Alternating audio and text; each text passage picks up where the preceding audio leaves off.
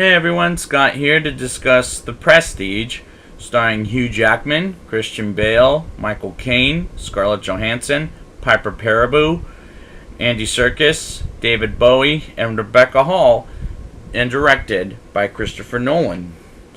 Now, before this movie came out, there was this other magic movie or magician movie called The Illusionist that I saw a little while ago, and before the movie ever came out. So, what do I think of this movie? Well, let's take a look, shall we?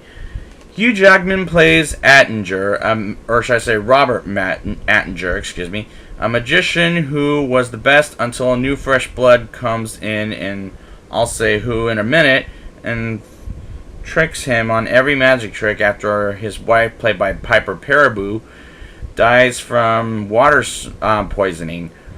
It was well plotted by the way they are in the film. Alfred, and this is the fresh blood, by the way, played by Christian Bale, is a sneaky little bastard for showing and messing up Attinger's magic tricks, and that's the new fresh blood I was, like I said, talking about not too long ago. When I first saw this, I thought he was the villain the whole time. I'll get to who done it at the end, by the way. Michael Caine plays Cutter, a good tell-the-truth character and assistant of Attinger. Like I said, he's a good truth teller. Alfred invents a trick where he catches a bullet when Attinger shows up to Alfred's performance of the trick, and he shoots him in the hand, which, that's gotta hurt, by the way. Aye. But it was still a good scene. I'll give it that. Attinger has a new magic trick with the bird and the cage, and Alfred shows up to not only mess it up, but hurt some poor woman's hands. What am I saying?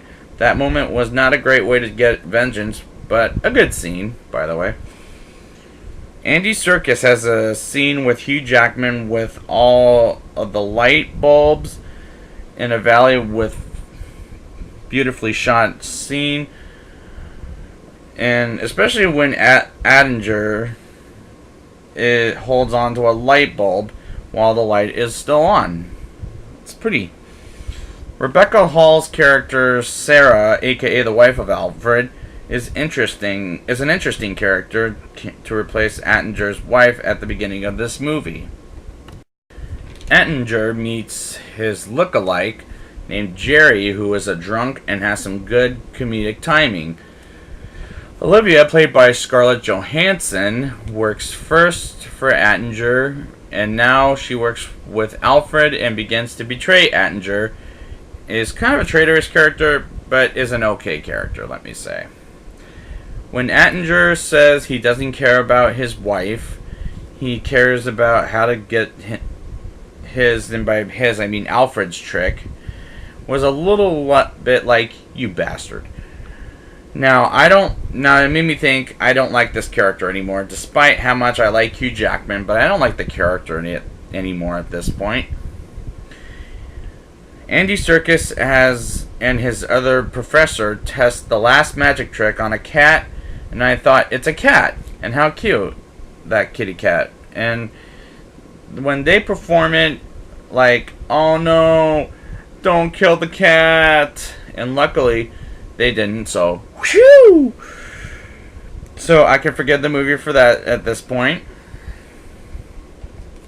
Sarah commits suicide because Alfred tells her he doesn't love her today, and they have this today, or like whether they believe it or not. And this point, he said he didn't believe it today. Was kind of sad and heartbreaking to a point when I was like, aw, poor girlie.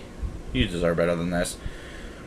Alfred puts Attinger into a deadly situation where he pulls the water tank in the stage, the same way how Attinger's wife died, and kills Attinger with that same trick, as a little bit selfish. What's really selfish is it turns out Attinger is still alive and putting Alfred's daughter in his death situation, because Attinger wants revenge on what happened to his wife. It is very selfish to me. of Attinger. The movie takes a different turn on him, which is a good way to lead to this ending. Now let's get into that. The twist ending where Alfred is disguising himself as a friend and lawyer and tricks of Attinger, into believing that the real Attinger was shot by the tricky Attinger. The real Alfred, let me say, was shot by the tricky Attinger. And he does terrible things. And Alfred leaves Attinger to die in the fire in the building. So, let's get to the rating. I'll give this movie a 7.8 out of 10. This is a better movie than The Illusionist, I'll put it as. And you have to watch this movie closely, and that's what Christopher Nolan is so good at, and he's a good story. And this has a good story, just not as good as Memento.